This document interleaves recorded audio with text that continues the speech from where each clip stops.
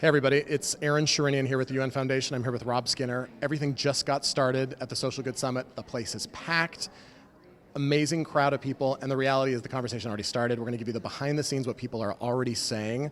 Rob, what are people telling you about what happened overnight and what's happening right now? Well, I mean, everyone's really talking about 2030 now. I mean, the hashtag's 2030 now, and people have really taken that and focused on it. You know, it's all about where are we trying to go, where do we need to be by 2030, but what are we going to do about it right now? You know, and when the conversation started on stage and we were talking about the fact that in Manila, the Philippines, there are 1,000 people already talking about it. In Kabul, they're talking about it right now this morning, that morning their time, and there's going to be over 120 places having this same conversation globally. You know, it's 2030 now, but it's about the global connection. It's everybody talking about 2030 now.